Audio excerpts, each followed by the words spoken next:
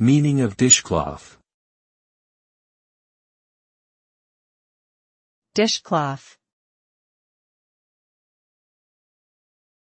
Dishcloth.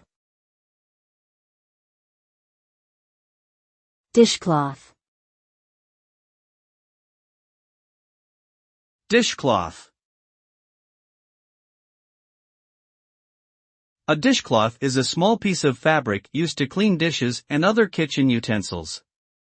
It is usually made of cotton or a similar absorbent material and can be washed and reused multiple times.